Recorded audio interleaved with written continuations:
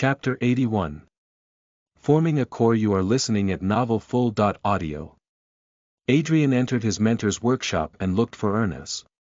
He called a few times and did not hear an answer, so he looked near the bookshelves and discovered a child sleeping with a pile of papers over him. Adrian nudged the body to check if it was dead, but the body suddenly jolted up and yawned. Adrian heaved a sigh of relief, as it seems Ernest was just sleeping due to exhaustion. He asked what happened, and it seems his guess was correct, as Ernest told him that the latter was just asleep because he got too engrossed on his research that he did not sleep for 10 days. "So what brings you here, my dear apprentice? I have not called for you, which means you have something that needs my assistance?" Ernest inquired. "I was just wondering if you have any idea on how do I condense my core. I was hoping on getting an idea from you, since you are probably the most learned person here." I asked Gianna, but all she said was just about love and stuff. Adrian said, while adding a bit of praise. Ernest chuckled before he answered. "She told you that because Gianna is an eros, or in layman terms a love demon. One must look inside in order to become stronger, that is the saying that is most sacred in our race." Adrian was still puzzled, and Ernest felt his apprentice's lack of knowledge, so he spoke more. "Unlike other races that evolve, our race changes are glaringly obvious.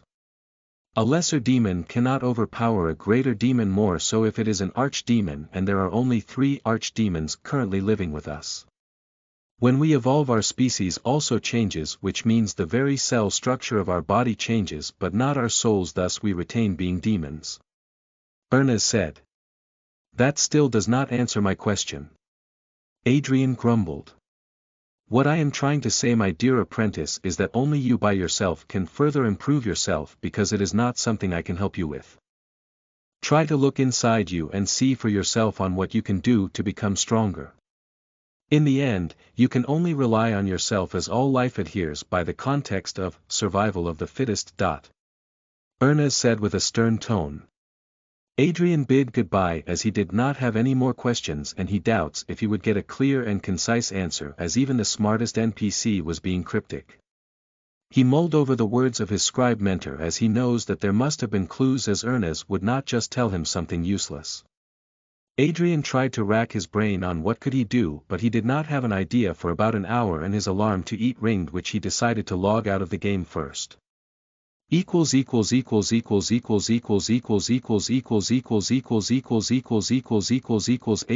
eating his snack when his mother joined him, as they enjoy each other's company. Adrian was in deep thought, and his mother could read it on his face. Adrian's mother asked what is troubling him, and he told her that it was about the game. A vein popped in Adrian's mother's head, as she did not expect that his son was so troubled by a game and not about his future, but she controlled herself and asked her son what the specific problem is. "I am troubled because I do not know the meaning of the words. One must look inside in order to become stronger." Adrian said honestly. "I think you are reading too much into it, as it has always been your problem to overthink things. From my perspective, it just means you must evaluate yourself from the beginning to what you are now." "And what is the best way to re-evaluate yourself?" Adrian's mother said. "What is the best way?" Adrian pondered, and he arrived only at one conclusion, which is also the simplest way of self-re-evaluation, and Adrian mouthed the words, "self-meditation." "I think you have already arrived to the conclusion," his mother told him as she took a sip of her tea. "Thanks a lot for the advice, Mom. It was very helpful. Love you," Adrian said as he excitedly headed towards his room. "It was nothing, and do not rush, as you might get into an accident," his mother shouted towards the fleeting silhouette of Adrian.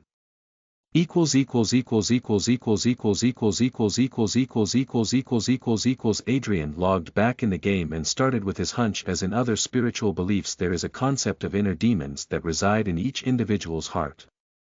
The self-meditation is what triggered this idea from Adrian, as he calmed himself in order to enter a deep meditative state. In some novels that he read, there is a concept that one must conquer or defeat their inner demon so that they could become stronger than they were before, or block a wall that inhibits their growth. Adrian was not entirely sure if this would work out, but it did not hurt to try. He sat in a meditative position and tried to empty his thoughts, and he got system notifications, but strangely enough he could read them even with his eyes closed. You are in meditation. You have entered a deep meditative state. You have earned the skill, meditation.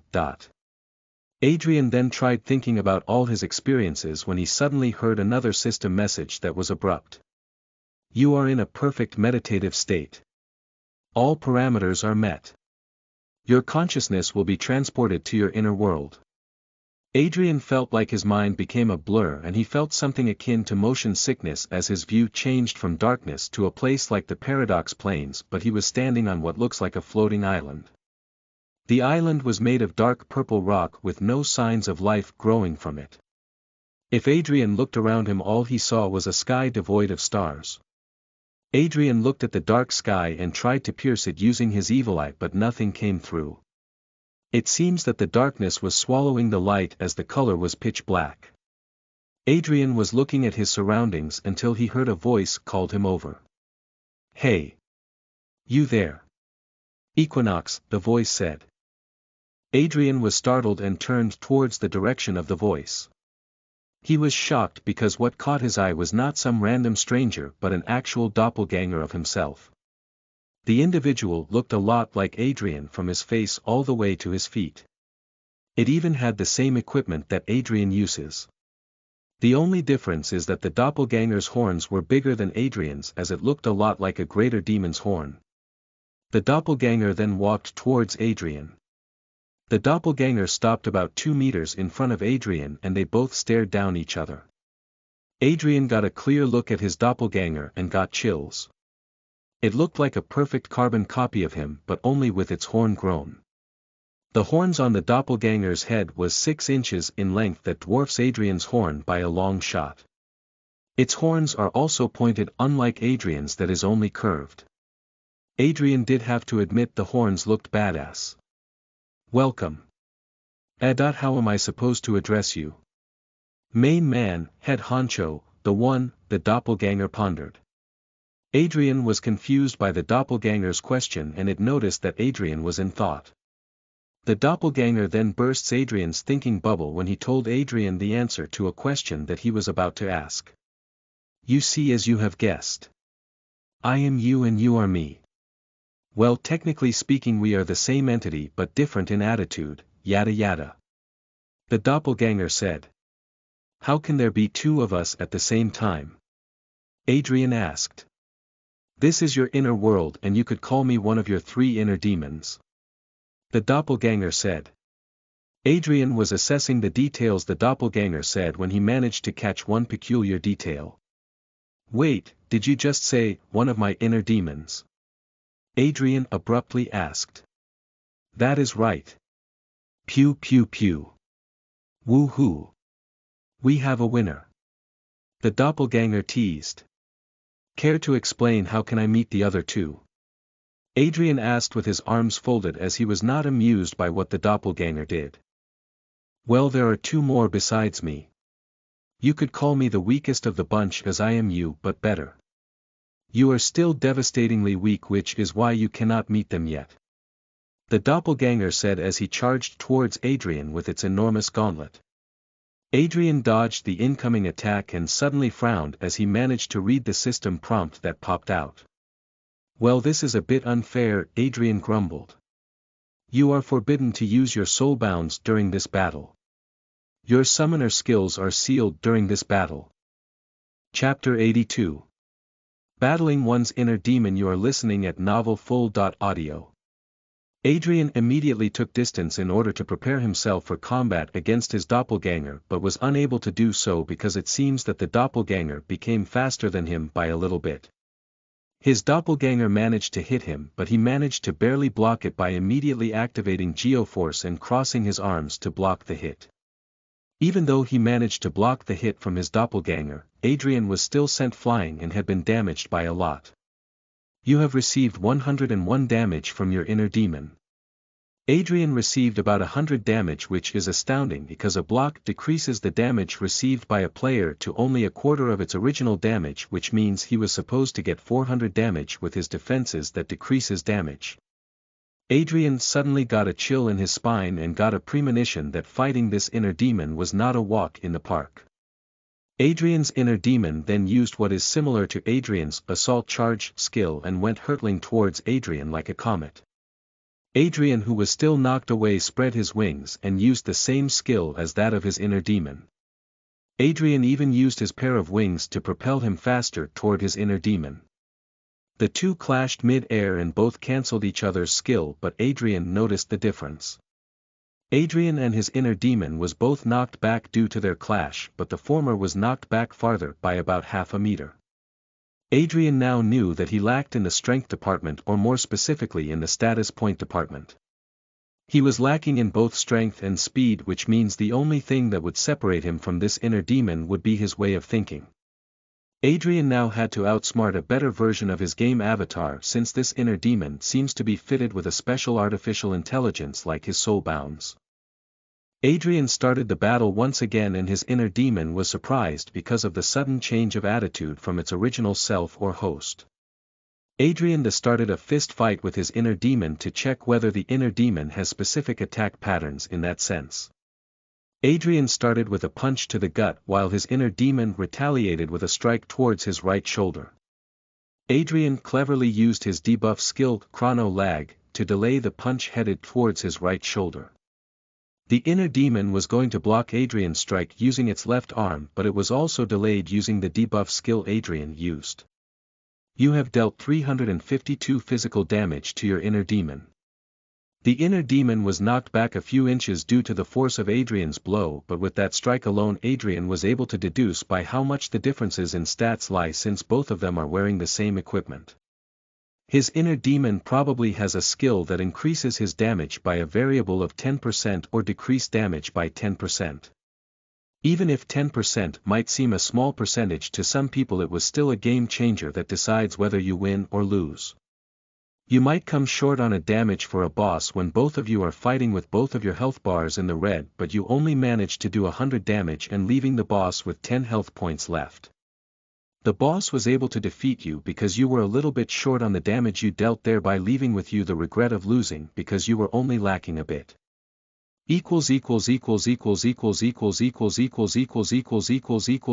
Outside of Adrian's consciousness, his body was in a meditation position and was floating about a feet above the ground. His soulbounds were spread out and was guarding him, especially in the case of Sirius and Canlayan, as they looked imposing guarding Adrian. Adrian looked like a demon god because there was a faint aura surrounding his body that was gray with specks of black in color.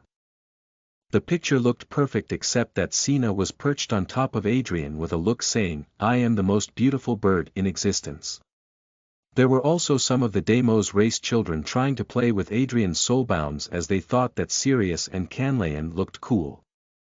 Some of the children already interacted with them during the times Adrian walked by the town square, so they do not fear them as much, and they also did not go near Adrian, who was meditating, because of his aura. Some kids tried to come close, but they suffered from weakening when they were about 2 meters near him. When the patrolling officers spotted what was happening just outside of the city proper, they immediately told the children to go somewhere else to play, since their elder brother over there is having a very important moment in his life. Even the patrolling officers themselves were shocked because they could feel the strong aura surrounding their fellow demon. The aura surrounding the imp that was meditating was fierce, unlike his look that he has on him, because a cute fat bird was perched on top of his head. The elders say that the darker the aura surrounding the demon undergoing their personal trial, the more it jumps on difficulty. According to the statements of other demons, their trials are different and is dependent on the type of color the aura they spread during meditation. Some take only minutes, but some are said to even take days in conquering their first inner demon, and the second inner demon is even more egregious than the first one, which is why only the elders are the only archdemons in the Paradox Planes. For becoming a noblesse, it would only be a pipe dream, as only the most determined could become an existence that is close to a god. The patrolling officers warned all the other residents not to disturb the young imp that was undergoing his personal trial, as it might derail him of his chance becoming a fully fledged adult. As age does not matter towards the Deimos race, as they do not age beyond a point and cannot die due to old age, they determine someone as an adult when they ascend to become a greater demon. A greater demon has a more likely chance in surviving the outside world, and they are caught by the other people in this world since they are considered as enemies that must be exterminated at all costs. Adrian had a vague idea why demons or the 5 Asmodean races were considered as enemies when the war ended, and it was that someone manipulated behind the scenes to make it happen. This idea popped in his head when he listened to Askelaur's ramble that it was dangerous in the outside world for them since they have been deemed as a must-eradicate existence. Alas, Adrian put that idea in the back of his mind since he had a lot on his plate when he thought of that idea, and he would never really know that he was so close to the truth, but that story is for another time. equals equals equals equals equals equals equals equals equals equals equals equals equals equals equals equals equals in a certain mountainous area, a woman could be seen in tattered battle armor and had a messy look to her, but that did not hide her beauty and elegance from showing. She held a long spear with a tip that was chipped that one could doubt if it could even do damage to an opponent. She had cerulean blue eyes that looked like a sparkling pure lake and gold color hair like that of the mineral itself, but was not shining due to it being covered in dirt. If any person was to see her, they would only say the word beautiful to describe her, as she was truly like a goddess descended from the heavens. Her body proportions were perfect for her height that was 175 centimeters, and she looked like an international model if people were to guess what her job was if asked. This woman was none other than the most famous and most powerful female player in the game, Frye. Frye is considered as one of the top female players not only for her beauty but also for her unyielding battle style. She was given the title War Goddess by the Pandemonium community because of her being in the front lines and slaughtering enemies during a castle siege. She charged towards the front and decimated her enemies using a spear bigger than herself, and even mesmerized her enemies because she was seen as if she was dancing with her spear on the battlefield. She was in Air Mountain range because of a prerequisite for her second job class advancement, which was Valkyrie. She must reach the peak of this mountain in the condition that she must not change her equipment or even use potions to heal herself, as Valkyries in myths were said to be the most powerful women warriors that could even use a pebble to kill a great monster. She used about a month in real time just to conquer the mountain, and she was relieved that she finally conquered it. She sacrificed not only her epic grade equipment but also 5 levels, which decreased her rankings in the leaderboard, but she did not mind those minor details as she was only a few steps away in becoming the first player hopefully to earn a unique second-class advancement. Chapter 83. Dog Fight. You are listening at NovelFull.audio. Inside the consciousness of a certain demon, 2 similar individuals were fighting each other with explosive force that each of their blows constitutes a deafening blow if one were to be near them. The one with small horns that have not sprouted was very exhausted that he strains to even continue clashing with the similar-looking demon with sprouted horns. The 2 demons were Adrian and his inner demon, which is a greater demon version of himself. The 2 demons were basically having a showdown of power and did not notice that their immense power was already leveling out the ground. Adrian was below 70% health points while his inner demon is below 80% in health points. He realized that a match that focused on taking time will not give him an advantage. Adrian started using his brain in overdrive and finally smiled, but his smile looked sinister because he started to forego fighting with honor. Adrian scooped up some dirt suing his enormous gauntlets and immediately thrown it at the face of his inner demon. The inner demon tried to close his eyes, but Adrian used his chrono lag skill to delay the responses of his inner demon. Adrian really loved this debuff skill, especially when he realized the flawed nature of the skill, and now it was his ace in the hole during close-range combat. Skill: Chrono Lag Mastery. V Tier. Uncommon type. Debuff effect. Slow down the time of an enemy using temporal manipulation. The target is slowed down by 80% for 3 seconds. Can be dispelled. Cooldown: 30 seconds cast time. Instant mana cost: 100 mana points. The skill was broken because of the 80%, but it was balanced by the low duration and it could be dispelled.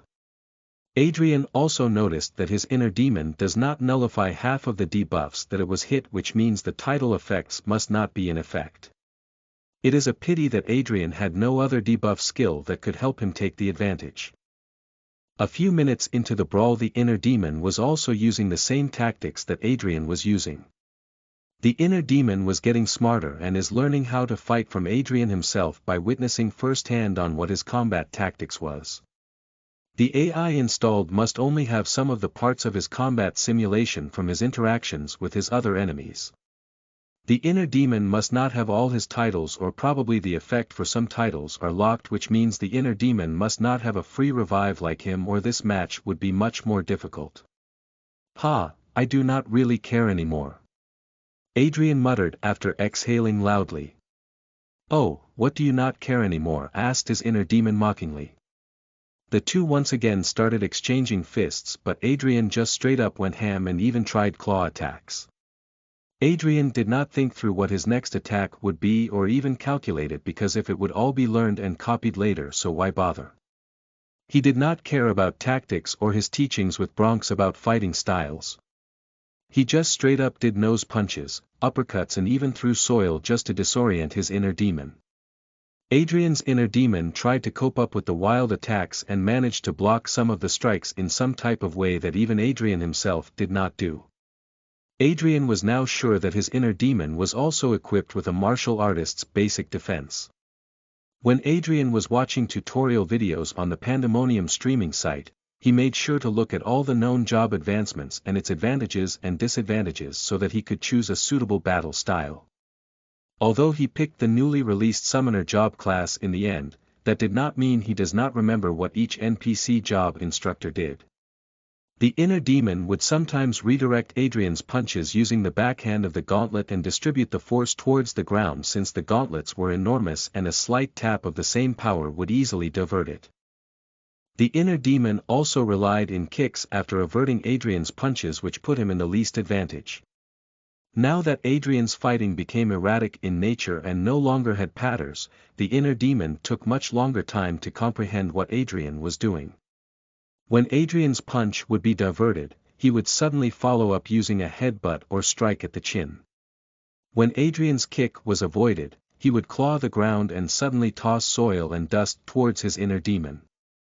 If a spectator were to look at their fight, one would even doubt who the real demon is in this bout.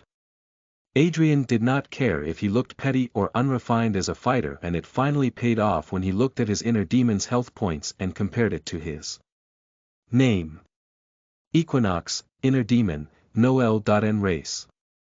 Deimos species, greater demon, HP, 1000/3000 name. Equinox race. Deimos species.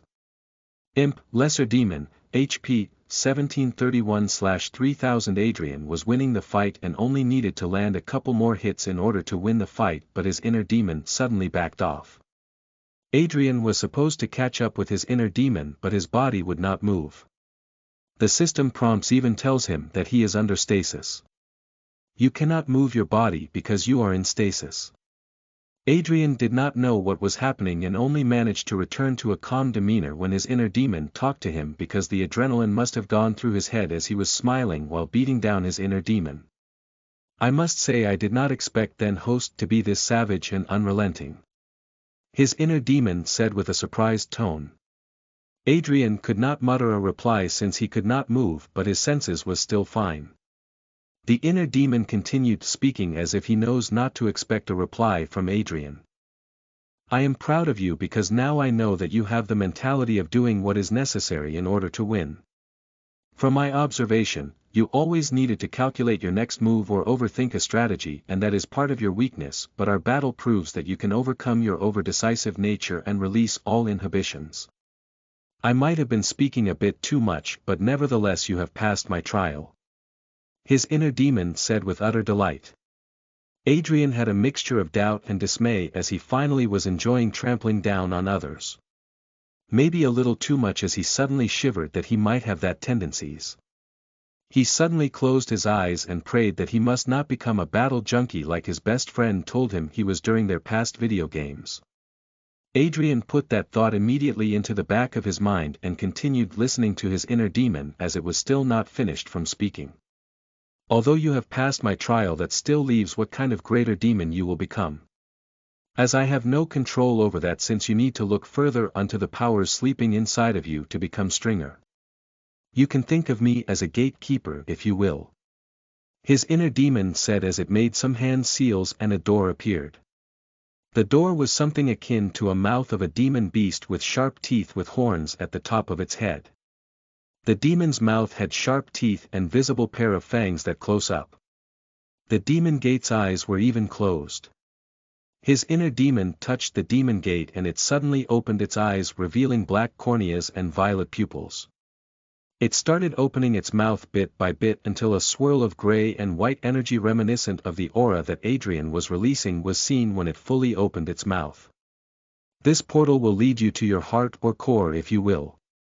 Each time that you pass the test, you will be sent there to commune with the energies inside your body. From there, we your inner demons no longer have say on what you do, as it is only our role to open the gate if the host is worthy. His inner demon explained. Adrian was not able to move again and started to ask questions. So you are saying that it solely depends on me on what type of energy that I will commune with using my body. Does that mean that I could also get nothing if I fail to do so? Adrian asked. Not necessarily, as you will still elevate into a greater demon even if you fail to commune to certain types of energy, it's just that even I will not know what you will become. The inner demon said. Adrian now had the qualification, but he did not know if what this commune with an energy was, and he is now looking lost as he does not want a random evolution because it might become either a blessing or a curse. Adrian was lost in thought until he heard what his inner demon said to him and gave a shocked face like that of a famous meme. Chapter 84. Communicating with unknown energies. You are listening at novelfull.audio. Once you enter, try to feel the remaining energy that the god of death, Abaddon, has left. There should still be lingering traces of his powers in our body. You could probably use that to reinforce our core. The power of a god is still a power that came from a literal god regardless if it is just bits and pieces of it. Adrian's inner demon said nonchalantly. His inner demon just said such a big bomb to Adrian like it was no big deal. Adrian was speechless and was still processing the information that was given to him. Adrian took a few seconds to successfully reboot his brain and immediately bid goodbye to his inner demon. It was nice knowing you, but I have this thing that I need to do, so you know. Duty calls. Adrian said in an impatient tone and ran towards the gate so fast that he entered it without ceremony. Adrian entered the swirling vortex without second thought. Even his inner demon did not need to read his gestures or facial reaction to know that the host was too excited. His inner demon only sighed as his host was shameless enough to not even thank the one who gave him the information.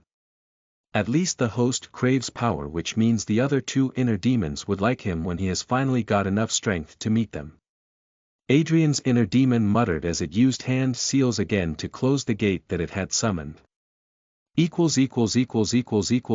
Adrian, who suddenly jumped towards the gate, was assaulted by a heavy feeling and fainted due to experiencing a dizzy spell. When Adrian woke up, he surveyed his surroundings and he was surrounded by darkness. Even if imps have night vision, his eyes could not pierce the veil of darkness, so he did what anyone would do in a helpless situation would do, and that was grumble. Is there anyone in here that could produce a light source? Jeez. Why is this game not set up in a futuristic place or something? At least place some lamps or something. Adrian grumbled, and as if someone was listening to him, a flash of light filled the room that blinded him for a bit. Adrian instinctively covered his eyes with his arms to shield himself from the sudden flash of bright light. He opened his eyes moments later and was astonished because the place he was in was a crystal. In the middle of the crystal where he is currently standing was a magic circle that even Adrian himself could not decipher. The magic circle was drawn on this small floating island in the middle of the crystal. A few feet away and there would be a ridge that if someone falls, no one knows if you will really fall or just wake up from meditation, but Adrian was not foolish enough to try. Adrian observed the magic as if he was drawn to its mysterious nature, or if it was something he knew deep inside that he must go inside of it. Adrian headed towards the magic circle, and when he was situated in the middle of it, the world grew silent for a few moments.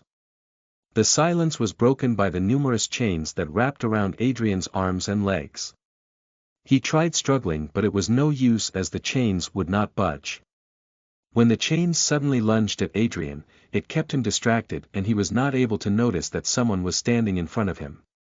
It only took about 5 seconds for Adrian to notice that his inner greater demon was the individual facing him. Adrian was about to ask a question, but his inner demon held up its hand that signaled Adrian to not speak, as it will explain itself. You suddenly sprinted away before I could even explain to you what to do, but it seems that you already knew it instinctively. Well, evolving was ingrained in the blood of the Deimos, but more so for Asmodeans. I will now help you undergo the communal process, so try hard to detect the energy that you want, but any energy would do if you ask me. Adrian's inner demon said as it tapped its index finger on the middle of Adrian's forehead. When his inner demon tapped Adrian in the middle of his forehead, his eyes became rolled into the back of his eyes, while the chains that previously wrapped around his arms and legs crawled towards all of his body to encase in a sort of cocoon. The magic circle lit up and from it spewed forth blue fire with an eerie but magnificent power, or what others call it, demon fire. The demon fire became a tornado that melted the chains spread out on Adrian's body until it became a smooth casing. After the chains melted and became smooth, a demon's mouth emerged and swallowed Adrian's encased body, and it shrunk until it was situated on the region where Adrian's face is located. The mask is reminiscent to that of a Hanya or a Japanese demon mask. The mask has a white face with yellow corneas and a black pupils. It had no hair on it, and from its temples grows horns that are about a ruler in length. The mask also has a grinning facial expression with its full row of teeth showing that shows of its fangs that are about 2 inches in length. Adrian's consciousness floated somewhere in his subconscious mind. He did not know what his inner demon did to him, but it hurt like hell when it touched his forehead. Adrian tried to get up but realized that he could not because he was floating in something like space, and before he knew it, he saw 3 large statues that was about 100 meters in height, and that was only an estimate. When he tried looking down, he only saw darkness as if it was an abyss. The statues' height did not bother Adrian, but it was their faces. The 3 statues were carved with his face on them, but each statue had a different facial expression. The 3 statues were facing each other and also have their palms stretched towards the space in the middle, and that was where Adrian landed. Adrian had a vague idea what the 3 statues mean, as he has read that a certain philosopher separates the subconscious mind into 3 parts which should correspond to the 3 statues. The statue that has a deep grin and a happy expression should represent ID is the primitive and instinctual part of the mind that contains sexual and aggressive drives and hidden memories, which basically are desires, so it makes sense that it is wearing a grin that was unbearable to look at. The statue next to it though is wearing the saddest expression that anyone could see. Even Adrian doubts he could make that face. That should represent the super.ego. The super.ego is the complete opposite of ID and represents a person's or operate as a person's moral conscience. The last of the statue has a stoic expression, and that should represent someone's ego. The ego is the realistic part that mediates between the desires of the ID and the super.ego, which means in the end it gets to decides on which of the 2 will have their idea granted or will there be a compromise. In the end, that was just Adrian's theory, and it might not actually be the real meaning of the 3 statues. If Adrian were to vocalize this to the developer would probably praise him and thank him that someone was like-minded as him, her. Adrian now floated toward in the middle where the 3 statues' palm intersect. When he was located exactly at the middle, he landed, and the 3 statues' eyes that were previously closed opened up simultaneously as if it was waiting for Adrian to land. When the 3 statues opened their eyes, 4 different multi-colored flames suddenly appeared. The colors of the 4 flames were green, blue, violet and gray. Adrian observed the 4 flames, and each one was of a different size, and something seems to be inside of each flame. The green flame was only about 2 inches in size, and in the middle of it was a small plant that was yet to grow. The blue flame was about a feet in size, and in the middle of it were gears and clocks that even produced sound, iconic ticking sound of a gear clock. The violet flame was the same size as that of the blue flame, but inside of it was a vast endless space that just by looking at it one would be sucked in. The last of the flame was the gray-colored flame. It was smaller than blue and violet flame but bigger than the green flame, and when Adrian looked at the contents of the flame, it gave him shivers. Chapter 85. Becoming a Greater Demon. You are listening at NovelFull.audio. 4 different flames were circling an individual that has blue-tinted skin and small horns. The individual surrounded by 4 different types of colored flame was Adrian. He is currently in shock because of what he has just felt when he observed the last flame. The gray-colored flame was smaller than the blue and violet flames but was bigger than the green flame. When he looked inside its content, he felt pressure as if his soul was being strangled. He once again checked each of the flames in order to see if he would get the same reaction from the 3, but the blue and violet flames did not elicit the same reaction. Adrian tried looking closely at the green flame and he felt a tingle. It was a slight reaction, but it was there and it had the same pressure that the gray-colored flame had. Adrian focused even harder and he was able to feel it. When he focused so hard, a system prompt appeared to tell him what he was doing. You are attempting to commune with the green energy of life. Do you wish to proceed? As the energy is lesser than what is required, there is a chance of failure. Do you still wish to proceed? Failure to successfully commune with the energy will destroy the energy that has been built up, and the host will have to accumulate this type of energy again. Adrian furrowed his brows because he was dumbfounded, since he did not know if he should gamble his chance, because if this energy was related to life energy that the goddess of life, Gaia, uses, then would he not get overpowered healing abilities? It seems that he can choose which energy to commune with, so he tried focusing on the other energies if he would get the same system prompt. He tried focusing on the blue flame that was floating near him, and just like with the green flame there was a system prompt that appeared. You are attempting to commune with the temporal energy of origin. Do you wish to proceed? The energy that has been accumulated is in the acceptable levels and would give success. Do you still wish to proceed? It seems that the bigger the flame, the higher the chances for it to succeed. I should still look at the others even though I already have an idea on what they are. Adrian thought to himself. You are attempting to commune with the spatial energy of origin. Do you wish to proceed? The energy that has been accumulated is in the acceptable levels and would give success. Do you still wish to proceed? You are attempting to commune with the gray energy of death. Do you wish to proceed? The energy that has been accumulated is in the acceptable levels, but it would still not guarantee absolute success due to the nature of the energy. Do you still wish to proceed? Failure to successfully commune with the energy will destroy the energy that has been built up, and the host will have to accumulate this type of energy again. Out of the 4 energies, only the 2 flames, blue flame and violet flame, would give absolute success, because time and space, which is the basis of origin magic, is the lifeblood of the Deimos race. The Deimos race sacrificed using elemental magic in order to wield the volatile origin magic. Adrian decided to try and fuse the temporal energy of origin and the spatial energy of origin, since the 2 came from the same source. He touched the blue flame with his left hand and the violet flame with his right hand. He did not expect to succeed, or he did not know if his wild idea would give results, but he was surprised. A system prompt appeared when he tried pushing the 2 flames together. You are not yet strong enough to fuse the 2 energies together. You must at the very least be a greater demon in order to attempt to do so. Failure to fuse the 2 energies will result in the destruction of the 2 accumulated energies.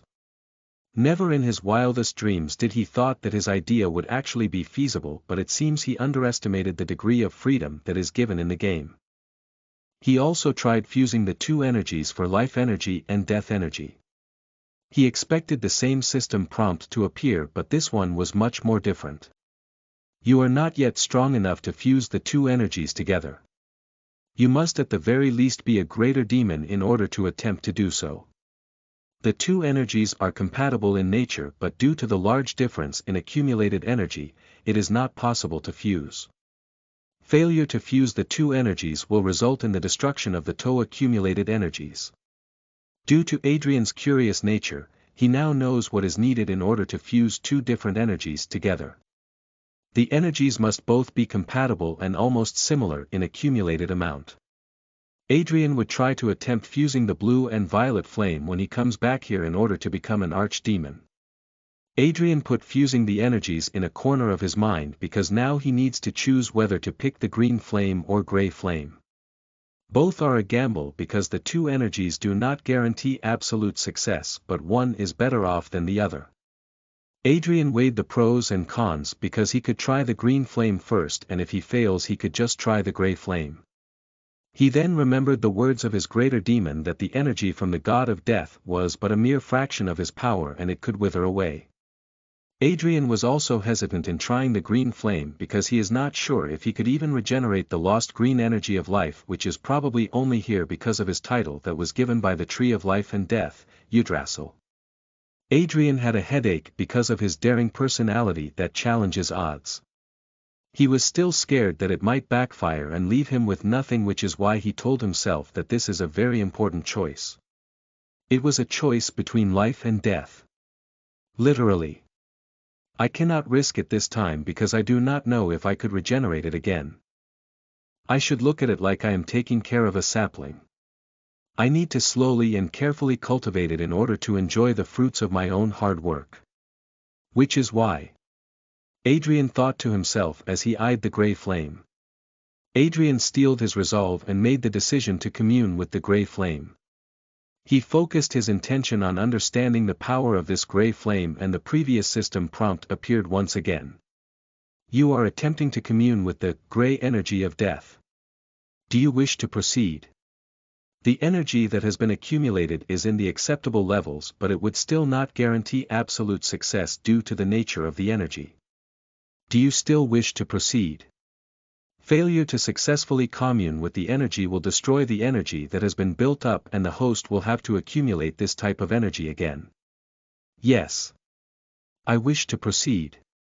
Adrian answered. Due the energy being comprised of different parts of the other energy from various realms of death, a higher comprehension of the energy will harness a more powerful version of the energy. The three flames or energies that Adrian did not pick vanished from his side, and the gray flame hovered on top of his head. The flame then split into 8 and formed an octagram. The flames then skittered and left a trail of fire before returning from their initial position. The 8 flames drew a magic circle of unknown origins, and when that was finished, Adrian felt gravity inside of the magic circle became heavy that he was forced to crouch. The magic circle of deep comprehension has been drawn. You can now try to comprehend the energy that you have chosen. Current comprehension rate. 0%. You must have to comprehend at least 70% in order to succeed and evolve. Adrian did not even bother reading the last system prompt because when he immediately meditated and tried to not mind the increased gravity. He focused all his mental fortitude in sensing the energies that were running wild in the magic circle. Adrian started to feel different types of energies, but there was one thing that they all shared. The energies coming from these are filled with dread. Adrian could feel his skin crawl just by accepting the energies in his core. The system prompts are also agreeing with what he is doing because it was rising by the second. Current comprehension rate. 1%.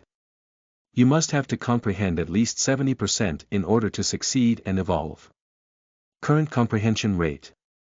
2%. You must have to comprehend at least 70% in order to succeed and evolve. Current comprehension rate. 3%. You must have to comprehend at least 70% in order to succeed and evolve. Chapter 86. The Death Realms. You are listening at novelfull.audio. Current comprehension rate. 20%. You must have to comprehend at least 70% in order to succeed and evolve. When Adrian reached 20% on the comprehension rate, something strange happened. His vision became white and it became a world that was dark and damp. He had his eyes closed, so he was wondering why he could vividly see his surroundings and even his body. Adrian wandered inside this cave-like dwelling, and it was a passage that was illuminated in darkness. He did not know how long he was traveling inside the cave's tunnel, but when he arrived into what looked something like a city inside of the vast cave structure. When Adrian looked at what seemed like a city structure, he felt his skin crawl and his bones tingle. He did not know what was happening until he looked at his system messages, and he was puzzled. You have entered the realm of fear, Xibalba. It is one of the many death realms that Abaddon has control over. Those who gaze at the city located at Xibalba will always be feared regardless of immunities. You have been afflicted by pure terror. All stats are reduced by 30% during your stay in Xibalba. As you are not physically present and only have your spirit body in the realm, the status reduction does not affect you. You are in a state of astral projection due to your immense focus on communing with the energy from another realm. Adrian had no idea how this was possible because he was not even sure it was possible. He checked his body and it was no different from his physical body. His body did not even have a ghostly look like when he used his skill that turns him into his spirit form. Adrian was busy observing himself when he heard a voice that crept in from a dark side of the cave. Well, what do we have here? A soul lost in his travel or an unexpected visitor? Why do you have the same aura as the almighty god of death? The voice said. The voice sounded so creepy and horrific that even Adrian himself refused to look at the direction that the voice came from.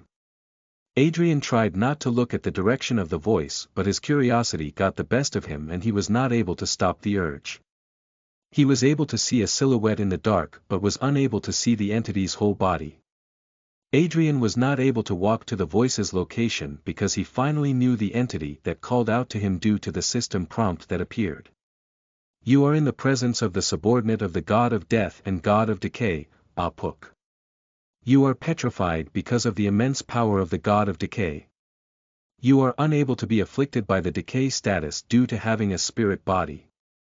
Your soul was able to cancel the soul break effect due to the remnant power of the god of death Abaddon that you are channeling. Adrian looked at the god in front of him with both amazement and terror because just by being in its presence, you are already in danger. If other players would encounter this god of decay, then without a doubt they will die. They will die without even knowing how they died. Is it not disrespectful to not answer a question that an elder has told you? Apuk said with its shrill voice, and it stepped out from the shadows that it was earlier. Apuk revealed his body and Adrian felt that it was both regal and terrifying. Adrian took a good look at Apuk and unlike his title of God of Decay, the god was not grotesque. He still looked pale like a person with pinkish skin color. He did not wear a crown but was wearing an ornamental mask like that of Mayan origin. Apuk's mask had a crown of feathers of different colors. His scaras are red and his pupils black. He also had deep eye sockets that would give all that meet him in the eye with pure terror. Apuk did not wear upper armor but had tattoos carved in his torso. He also wore a lower armor like that of a skirt with feathers. He wore golden bracelets in his upper arms, wrist and ankles. He had a bone necklace that had a skull of a small monster and fangs of various sizes. He also held a wooden staff in his right hand that has feathers and carvings of his mask. He walked in a slight hunch towards Adrian. Bnoel.m name. Apuk title. God of Decay, subordinate of the God of Death level. HP, //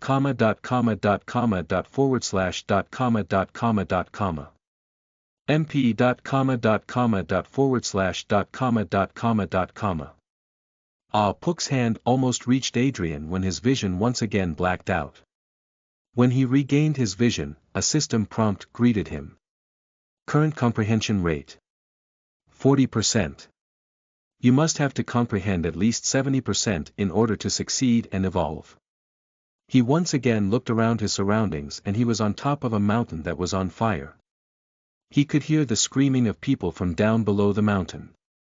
He tried looking at the bottom of the mountain and he regretted it. He saw people on fire and screaming in agony with lines like, "Please forgive me," and "I need water." Adrian read the system prompt wondering if he could know the place he was spirited away from. You have entered the prison realm of death, Tartarus. You are inflicted by the status Eternal Silence. You are not able to use skills when afflicted by this status condition. You can still gain the benefits of your passive skills, but active skills will not work. Your mana is being drained by 1% every 1 second due to Centimane's domain. Adrian wondered who this Centimanes was, and a giant head suddenly popped out from below the mountain peak that he was standing on. Adrian looked at the giant's full body and he was surprised because the giant had 100 arms. The giant looked like a handsome man that originated from Greece minus the fact that he had about 100 arms. He also wore a tunic and had bright blue eyes and golden hair. What do we have here? A visitor. I was not expecting someone, as your soul is too pure to even be called upon here in Tartarus. So tell me, young one. Why are you here? Said the giant as he closely looked at Adrian, and he suddenly flashed a surprised look. Strange. Why do you have the same aura as the almighty god of death? The giant said as if genuinely curious. Adrian was in awe because of what the system prompt told him. You are in the presence of the warden of Tartarus, Centimanes. You are petrified because of the immense power of the warden of Tartarus. You are not affected by Centimane's might due to having a spirit body. Your soul was able to cancel the soul prison effect due to the remnant power of the god of death Abaddon that you are channeling. Adrian was awestruck due to Centimane's immense size and power that he could not mutter a word, which was different from how he felt in Apuk's case. When Apuk was walking towards him, Adrian could not speak because of pure terror, but now he was in pure awe with his jaw dropped. Before Adrian could calm down and become able to speak, he was whisked away again and another system prompt appeared before him. Current comprehension rate. 60%. You must have to comprehend at least 70% in order to succeed and evolve. Adrian's vision returned and he could see a different realm this time that was vastly different than the 2 previous death realms that he visited. This realm was high up in the clouds and had structures with ancient Greek vibes. There was even a building that looked like that of the Parthenon. The Parthenon is a former temple on the Athenian Acropolis, Greece, dedicated to the goddess Athena, whom the people of Athens considered their patron. Adrian was walking in a paved road that headed towards the Parthenon, and he could see people of various races that interact with each other. This realm was so peaceful and full of bliss that they did not even mind Adrian as he was walking on the road. Some inhabitants even greeted him and he greeted back because it would be rude not to do so. Adrian was wondering where he was because he was really curious this time, as this was a death realm that was full of beauty and peace. Adrian checked the system messages so that he could see where he landed this time, and he guessed accurately. You have entered the realm of death where heroes rest, Elysium. You are inflicted by the status Eternal Bliss. Your health is healed by 5% per second and mana regeneration is multiplied tenfold. Any harmful status condition is washed away. Chapter 87. The Death Realms 2. You are listening at NovelFull.audio. Elysium, also called Elysian Fields or Elysian Plain, in Greek mythology, originally the paradise to which heroes on whom the gods conferred immortality were sent. In classic books, there are many types of interpretation on who was the creator of Elysium. Some books say that Hades created it for his wife, Persephone, because she told him to create a paradise for good mortal souls, while some say that it was the Titans that did. Here in Pandemonium, it is clear that Elysium was created by Abaddon, the god of death. Adrian was in awe because if one were to call someplace paradise, this would be it. Clear skies, plentiful trees and plants and clean water. No violence but only harmony. This was Elysium, the paradise for fallen heroes and an eternal paradise. Adrian was happily wandering about in this beautiful realm when an old man came towards him and stopped him in his tracks. The old man was wearing a blue robe with gears as decorations. He had long white hair that reached his back and a long white beard that reached until his belly button area. His hair was white and he looked old, but he was brimming with life and vigor that one would doubt if he was really old or just wearing a disguise. I am pretty sure that you are not an inhabitant of our realm, young lad. How were you able to come here? Only those that Abaddon allows can enter this realm, or else your soul will scatter through the void and never to be seen again. The old man said and observed Adrian a bit more, and he had a face of shock and awe. Interesting. You his aura in you. I do not know if it was brave or foolish to try and absorb the power of a god in your body. Usually a mortal body would already be breaking down due to the immense power that a god has. Are you sure your body is all right after trying to absorb the body of a god? The old man said with a tone of curiosity. Adrian was also curious if his body was doing okay and not breaking down this instant, but he was more curious of this old man in front of him. The old man feels like someone he knows, and even his immense power could be felt by Adrian even if he was trying to hide it. As for the old man's identity, Adrian has an idea when he had a glimpse of the system logs. You are in the presence of the great titan of time, or Father Time, Cronus. You are locked in time because of the time lock aura of Cronus. You have been released of the effects of time lock aura by Cronus. You are not affected by the unique status effect spirit deterioration of Elysium because of the remnant power of the god of death Abaddon that you are channeling. Adrian was in the presence of Father Time himself. He was not that shocked because he imagined Cronus to be more menacing and such, because in myth he ate his children, but maybe this Cronus and that Cronus in Greek mythology are different due to Pandemonium's own lore. Adrian looked intently at Cronus as he was sure that his aura seems familiar. It was in the tip of his tongue, but he could not say it. Cronus combed his beard using his hands, and then the idea suddenly flashed towards Adrian's mind. Of course. Now I know why you seem so familiar. You have an aura just like that of that eccentric old man, Koran. Adrian said while he clapped his hands together. When Adrian said the name Koran, he felt like time stood still for a small amount of time, like a nanosecond. It was so quick that Adrian would have not felt it if his mind was drifting. The aura around Cronus changed a bit and the curiosity in his tone was almost gone. How do you know that name, young man? I am just curious, that's all. Cronus said with an overbearing aura. Adrian did not know why there was a sudden change of attitude towards this old man, but it seems that should he lie, he would probably be done for. I mean he is one of our village elders, your godliness. Adrian said nervously, and if he could sweat right now then he would have sweated buckets already. I see, and is that one well? Has he not told you that he is looking for someone of the sort? Cronus inquired. Well.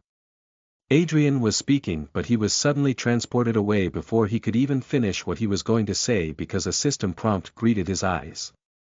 He did not know whether to be pleased or to be ashamed because he escaped that situation there. Current comprehension rate. 70%. You must have to comprehend at least 70% in order to succeed and evolve. When Adrian looked around him, he was in a land, or more specifically standing on air. The surroundings were foggy and with only a pale light illuminating the area. The surroundings were a mix of white, gray and yellow light, and even what he was standing on could be seen as a mist. He did not know how he was even standing right now and how he was going to return, but the system prompt scared him. You are in the edges of the death realm and called the land of the lost, Nether. You are losing 1% health per second the longer because no souls are allowed to come at the ends of the death realm. Adrian was scared because he could see his health visibly draining per second. He did not want to fail in evolving, but now there is one problem. Adrian did not know how to return. His inner demon did not even said how to go back, as he already accumulated enough energy to undergo his evolution to become a greater demon. The only good thing is that as his health decreases by 1%, his comprehension rate also increases by 0.2%.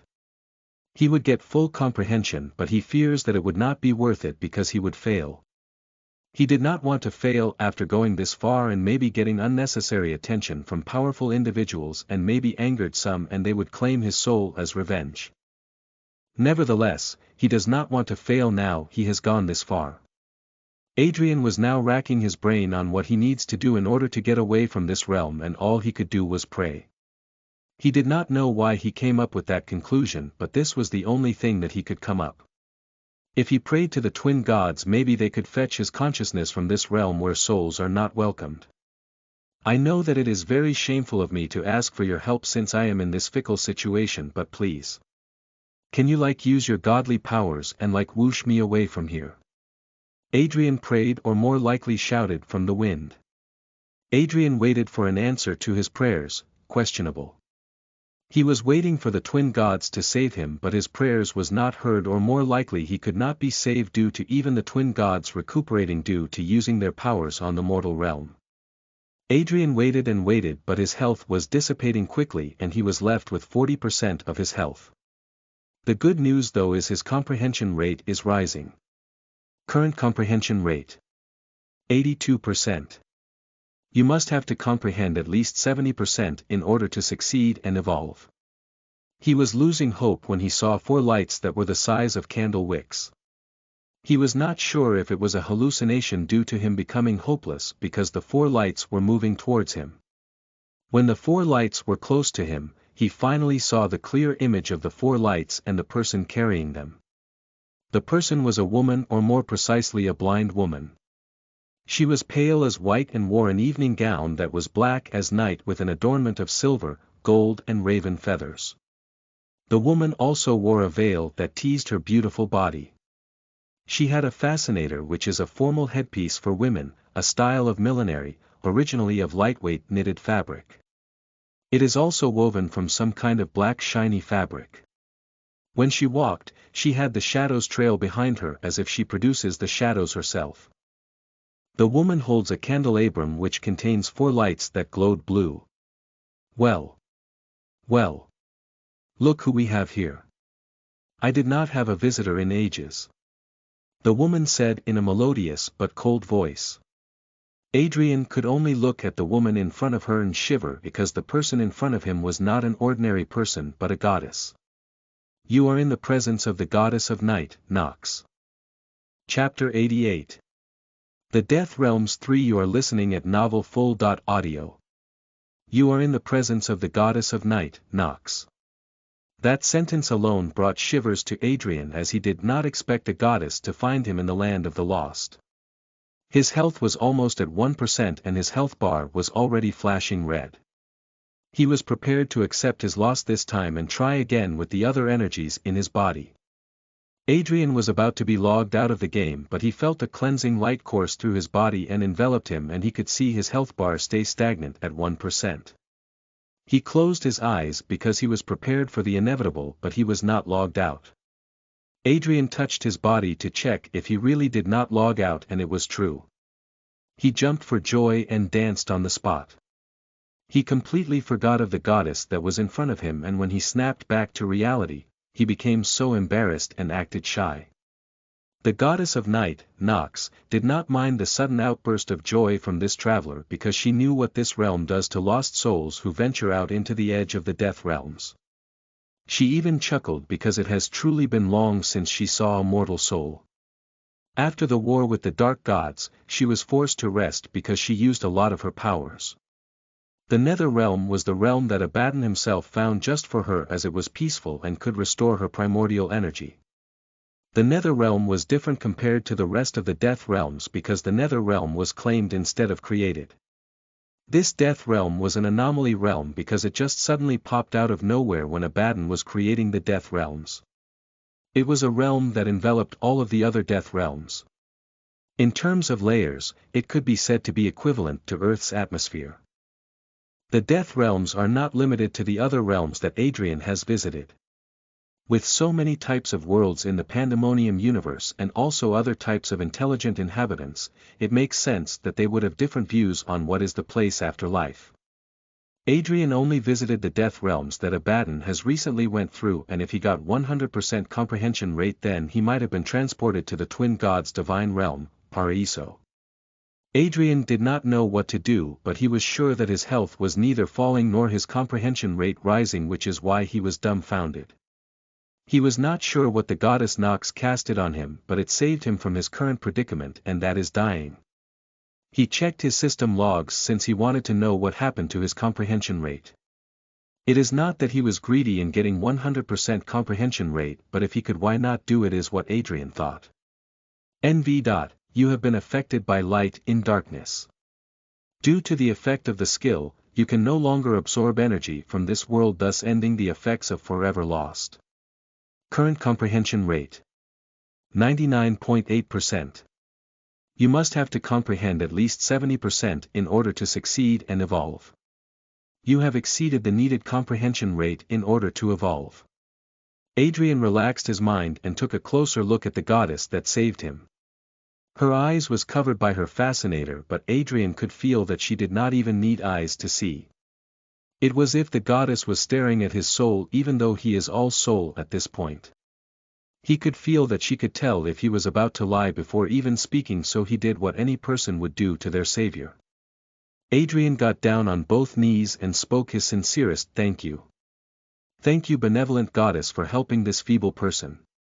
If not for you, I would have been done for. Adrian said while he kowtowed. Adrian did that because he read a very dangerous message that nobody in Pandemonium would want to see. If you die in the Nether Realm, you will die forever.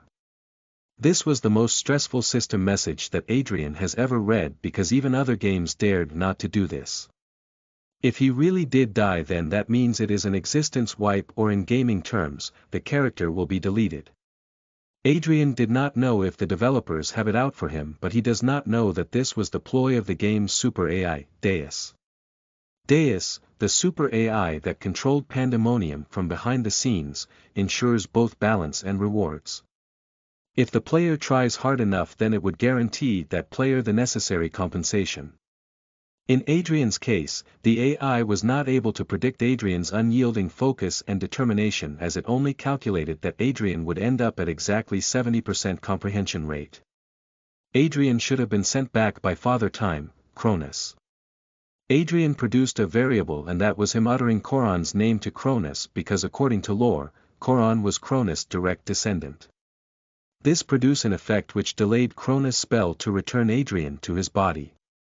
Still, Adrian was still transported to the Nether Realm because it was Abaddon's previous coordinates.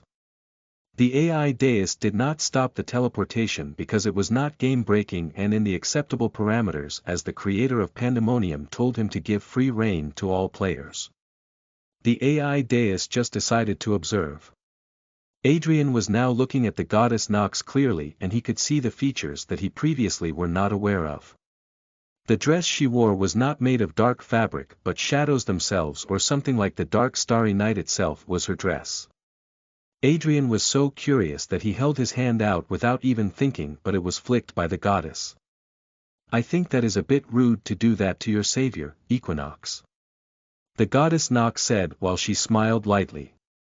Adrian was shocked because he did not even tell her his name, but she actually knew of his name in Pandemonium. Adrian was wondering if he actually blurted out his name out of panic, but he did not. Adrian was about to ask, but the goddess spoke first. Do not worry as though I do not know what is happening outside of this realm, I at least have acquaintances that do know. The god of death speaks fondly of you because he says you are unpredictable but kind and does what is right even without compensation. Only he and I could traverse this realm freely because even malignant gods fear this realm. The goddess Nox said to Adrian as if it was already set in stone. So why are you here, young one? I am very sure that you were not told to visit me, because if you did, the god of death would have gave you an enchantment that protected you from visiting this place. The goddess Nox inquired. Are all gods this talkative, or are they just bored? This was the thought in Adrian's mind. Adrian finally mustered the courage to speak once again. This humble demon thanked the benevolent goddess in saving this poor one's soul. As for why I am here, even I do not know why, because I was just suddenly transported here when I was absorbing the remnant power of the god of death Abaddon. When Adrian told the goddess Nox the truth, she was surprised because this was the first time a demon, and not even an archdemon, tried to absorb the power of a god, even though it was only remnants of it. The goddess Nox was smiling because the demon in front of him was an anomaly just like the nether realm. She even thought of something even more fun, and that was helping the little demon in front of her power. Adrian did not know what the goddess was thinking, as the goddess only smiled back at him. Adrian was about to ask for the goddess' help to leave the nether realm when he was given a proposal. "Well, I did not know you were such a fun existence. As you know, I do not have much entertainment here, and I am still recuperating as I am not in full capacity to return back. In exchange for helping you, I want you to transport a certain individual here at the nether realm. Is that acceptable, Abaddon?" The goddess Nox said as she looked behind Adrian, and there stood a man. Adrian looked behind him and he saw an incredibly handsome man that looked like he was in his mid-20s. He wore the same armor that Abaddon had, but he was not wearing a helmet. Adrian could clearly see the face of the god of death. Unlike his title, his face was healthy, with it akin to be sculpted by the finest sculptor. He had black hair that had a shine to them and gray-colored eyes that was enamoring to look at. No woman will be able to resist this man's charm. Chapter 89. The story behind the war's conclusion. You are listening at NovelFull.audio. As long as your task for my champion is within acceptable boundaries, then by all means give him the task. Take it as repayment for the favor that you have given him. Abaddon said casually to Nox. Then I shall take that statement as a promise. My task is very simple, and it does not have a time limit, since even I do not know where that person is currently hiding. Find my former herald and drag her to my location. The goddess Nox said with a mixture of anger and disdain. Adrian was wondering what the former herald of the goddess of night did, as she exuded killing intent when she talked about dragging her here to the nether realm. If Adrian's guess is correct, the former herald must have betrayed the goddess during the war with the dark gods. Unlike Argent, who was only punished for her misdemeanor and was later judged to be executed due to becoming allied with the dark gods, the goddess of night's herald must have done something to greatly weaken the goddess, as she needed to be hidden in a mysterious realm just to recuperate. From the looks of it, you might have already guessed why I want her to be dragged here. She was the reason why I lost great power during the war, or to be precise, we would have won easily if the other heralds did not betray their patron gods. Though only small in number, their betrayal was a significant blow on our fighting forces, as they weakened some of us. The goddess Nox said as she was seething in anger.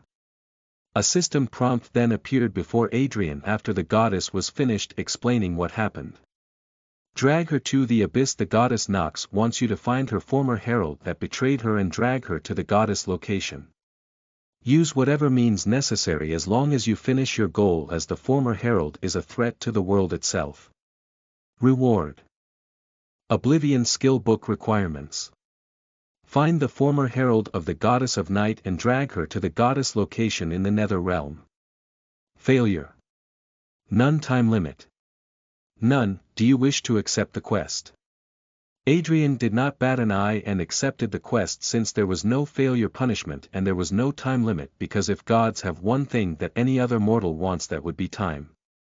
Gods are eternal beings, they may become weakened, but they could revive again even if they were severely damaged. There were some exceptions, of course, and that would be if they were hit by the twin god Synchro. Skill that erases anyone from existence, be it mortals or gods. How will I find her then, since I do not know what she looks like? Adrian asked honestly. This will aid you in locating her. The goddess Nox said as she took one candle from her candelabrum and gave it to Adrian. She then further explained, keep this candle in your subspace. It will react and my former herald is in the vicinity. Do not force yourself just yet, as your strength is not yet on par with her, even if I struck her with divine punishment. Divine punishment was a word that is familiar to Adrian, as he has seen what happened to Argent. She became a nameless entity and was classified as a monster. She might not have been trapped in a dungeon because the goddess was weakened, but it might have been enough to transform her into a monster. Adrian took the goddess' words to heart, as even she tells Adrian that he was not strong enough and only strike when he knows that he could succeed.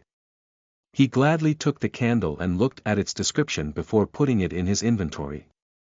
His eyes widened when he looked at the stats for the candle. Item. Candle of the Goddess of Night tier. Divine type. Quest item durability. Infinite effect. All stats will rise by 50% during night or in areas where sunlight is absent. Holder will be immune to mind control or any mind attribute attacks or status conditions. The effect triggers even if it is inside the inventory. Description. A candlestick from the candelabrum that is held by the Goddess of Night. It was imbued with her godly powers so that it could locate her former herald that betrayed her. The item is bound to the player Equinox. Adrian was in disbelief because the effects of the item was beneficial to him even if it was only during a certain part of the day. The immunity to mind attribute attacks and status conditions was a great bonus since in the shaman job class there were status conditions that confuses or makes illusions. Adrian was happy but also wary because if the item boosted his stats during night or in dark areas then that would be the same for his opponent. The item given to him was probably given to shorten the gap between them since the opponent was a former herald of a god. The former herald must have mind attribute abilities and he was given immunity to counter that, but of course the former herald should still have its fighting prowess since ancient times. The one thing scarier to face with is an enemy that far outclasses you in terms of fighting experience. Adrian shook the tension off since he would fight that monster in the far future when he would be strong enough, and since there was no time limit that means he could take his time. Adrian would build up strength so that he could crush any enemies in his wake. Adrian was eagerly waiting for that day. There was still one question that popped into Adrian's mind. How the heck am I going to drag that former herald into the nether realm? This was the question that popped into his mind because even he himself does not know how in the blazes he came here. Adrian was too shy to ask this question as he was given an extraordinary item just to complete a task. The goddess Nox, sensing Adrian's distraught, talked to him and asked him if he wanted to clarify something. Is there something bothering you, Champion Equinox? The goddess Nox asked. You see, this has bothering me for a while now and I am too shy to ask this, but since you already bothered to ask me my predicament, I would not beat around the bush. How can I even transfer the former herald in the nether realm when even I only came here by chance? Adrian said with a puppy dog face. The god Abaddon and the goddess Nox looked at each other before chuckling a little. Adrian did not think that what he said was funny, so he felt disturbed that this was their reaction. After a few seconds they already returned to their stoic faces and told Adrian the reason why they chuckled. We mean no offense, Champion Equinox, as we thought you already know what would happen when you return, but it seems you are clueless. Therefore we ought to explain. The goddess Nox said with a smile. Once you return from here, you would have already assimilated the energy in the nether realm, thereby using the Deimos race special link with origin magic. You can create a portal from the mortal plane to this realm since your spirit body has already started to fuse with the energy from the nether realm. You will turn into an existence that has probably never existed before in Pandemonium. The god of death Abaddon said as if there was excitement in his tone. It seems that Adrian was sensing what was on the gods' minds and thought to himself, they are bored all right. If the gods were to know what Adrian was thinking, then he would have been smacked silly already. So how am I going to return then? Adrian asked with curiosity because they have not told him that yet. Since you are in a state of astral projection, you only need to focus and reconnect with your physical body. All you have to do is focus on where your body is right now and a path will light itself up. The goddess Nox said in a nonchalant tone. It was that simple. Adrian shouted in surprise and the two gods just laughed because of the reaction that the young demon did. We must also warn you, young champion. Even if we support you, that does not mean other gods will.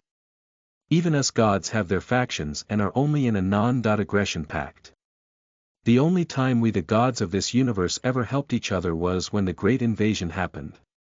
I am telling you this so that you must only mind your own business and not get tangled by other gods. As our champion, your actions could possibly reflect our standing on the mortal realm, though I do not know a god foolish enough to mess with my sister and me, but your title carries a heavy duty. Remember that and always take of yourself because it has been decided that we are not to meddle in the affairs of mortals. The case of Argent was a special case. Abaddon warned Adrian. Chapter 90. Is a world boss spawning? You are listening at NovelFull.audio. Adrian knew what the god of death was telling him, and that was to not involve himself with other religions, as him being a champion is equivalent to being a herald of the twin gods. His actions could be seen as a challenge in the face of the other gods if he were to involve himself with their practices. Although when Abaddon said that, he also interpreted it as if you want to be free from the oppression of other gods in the mortal plane, then become much stronger than them, so that Adrian's very presence itself would become a deterrent. Adrian bowed towards the two gods, as he has already took too much time just by staying here in the nether realm, and he was already given the mission. Thank you once again, benevolent goddess of Night Nox, for coming to my aid when I thought that I was already a goner. I will also heed your advice, almighty god of death Abaddon, as I am still immature in my ways. Please guide me again if we ever cross paths again, or use a divine message like you have before, as I am always grateful for the advice that you give. I have already spent so much time here and my soul bounds are already becoming antsy, which I can feel from our connection. I shall take my leave first. Adrian said as he focused once again in the physical body of his game avatar. When Adrian focused on returning to his physical body, a path made of white light that only he could see appeared before his eyes.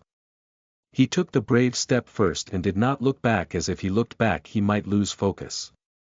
A few seconds later his spirit body finally drifted and faded from the nether realm, which if he looked back he could see the two gods smiling at him. It seems that the spirit of those who sacrificed themselves during the war is present in that young child, Abaddon. The goddess Nox said. Abaddon smiled and closed his eyes before replying, when the valiant warriors of our world sacrificed their existence to produce the realm barriers, my heart sank as well as my sister, because they were our precious creations. We later found out that not all of their essence was erased or destroyed, but parts of their soul was separated into tiny pieces. We, the twin gods, tried putting them back together to reform their broken souls, but it was not working. The goddess Nox listened attentively, as this was information that was new even for her, and she asked, "So what did you two do then?" Abaddon put on a wry smile and spoke, "As they have valiantly sacrificed their own essence and we could no longer put their broken souls together, we decided to bless the fragments themselves." "Wait, do not tell me they are," the goddess Nox said in a shocked tone, as if she had a sudden realization. "Your guess is correct. They are what the inhabitants of this world call the cursed people or blessed people, depending on their perspective.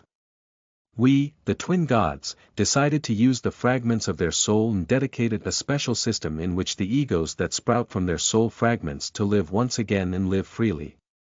Each fragment contained an ego, but they could not sustain living in the mortal plane for a long time and need to recuperate after every 30 hours or if their physical body gets killed." Abaddon said with a tinge of sadness in his tone. You were right to give them free will when the egos descend back to the mortal plane, as their former selves have sacrificed too much just for us to win the war. Even if not all of the egos become good persons, we just need to right the wrongs they make. We, the gods of this universe, owe it to them. The goddess Nox said to comfort the god Abaddon. Adrian, who was following the path of light he was trailing, was seeing flashes of images from other realms. He could see images of a realm located above the clouds where white-winged people gather. He could also see a realm underground with lava flowing and people with two horns that sprout from their temples with bat wings and a pointed tail. He could also see images of a realm that could only be described as mystical, as the inhabitants were the classic description of a fairy. Adrian was seeing these images, but he only focused on the path and never strayed from it, as he was afraid of his soul being lost and be trapped in a harmful dimension which no benevolent god will save him. He followed the path, and without him even noticing, he already arrived in his subconscious space with his inner demon looking at his cocoon with a tinge of worry in its face. Adrian did not stand in ceremony and walked towards his cocoon with a Hanya mask on the head section. When he touched the cocoon, the Hanya mask's eyes ignited with blue flames and its mouth opened and sucked Adrian's spirit body and closed back up after. The inner demon noticed this and heaved a sigh of relief as that signaled that the host has already completed assimilation. Current comprehension rate: 99.8%. You must have to comprehend at least 70% in order to succeed and evolve. You have succeeded the minimum comprehension rate requirement. Would you like to evolve now? Adrian said yes, and a new system prompt appeared before him. Demon Pioneer Comprehension Bonus plus 10%. As you are the first player to evolve into a greater demon, you have been given a bonus. If Adrian knew this was going to appear, then he would have been satisfied by just accumulating it until 90%, but then again he was still thankful for the extra mission he got as a side quest. Also, he would still be transported to the Nether Realm regardless. Current comprehension rate: 109.8%. You must have to comprehend at least 70% in order to succeed and evolve. Commencing evolution now. Gathering the energies and fusing it with the host body. When those system messages appeared, Adrian suddenly experienced a headache. He then nagged again that why does this always happen to him? His inner demon that was outside of his cocoon was suddenly turning to particles and was being absorbed by the mouth of the Hanya mask. Instead of being terrified, it was actually smiling. At last, I will finally be one with the host, were the last words it spoke as it turned into particles of light completely and was absorbed. The cocoon in the paradox planes suddenly started pulsating and started releasing enormous energy waves. The first to notice were the three elders, and they suddenly teleported to the area as they fear that their sanctuary might have been breached, but were shocked to see that a demon cocoon was releasing it instead. They ordered the guards to explain what was happening, and they were shocked that a lesser demon evolving into a greater demon was giving off massive amounts of energy. The three elders ordered everyone to vacate the area as it might affect the lower persona demons. A sudden large wave of energy spread throughout the paradox planes and bypassed the dimensional barrier. This wave traveled to the main world and countless other realms, which it was then detected by the peak experts of these worlds. The peak experts of the other realms started to search for the source of this unfathomable energy. The three demon elder noticed what happened and immediately transformed to their real bodies. Bronx became 5 meters tall, and his already bulky body turned even bulkier with his horns and body forming black scales. Koran transformed into a blue djinn that had a youthful body and many gears and clocks circling him. Askelaur also abandoned his youthful appearance and became a hot young man in his 20s. He turned into 2-meter-tall young man with fair skin and held an astrolabe. His wings were 2 pairs or golden frames with 2 vortices like black hole. When the patrols saw the elders transforming to their original selves, they became serious and ran through the location of the entrance portals of the paradox planes. Bronx channeled power into his horns and released something like thunder from it towards Adrian, but instead of harming the latter, it formed a barrier of kinetic force around Adrian's cocoon. Koran then muttered a spell and a child holding a clock appeared and tapped the clock it's holding to the kinetic force barrier, and another layer of barrier was created with clocks as decor. Askelaur observed if the 2 barriers were enough, but another wave of intense energy spread out. He then chanted his ultimate sealing spell. Spatial isolation, a violet barrier enveloped the 2 barriers once more and was able to prevent the waves of energy to spread out. The 3 demon elders finally breathed a sigh of relief when a universal message rang out to all the beings. Every entity in Pandemonium heard the voice of the universe. The universe is joyful. A new being is about to be born. The players who heard this had one thought, and that was, is a new world boss spawning?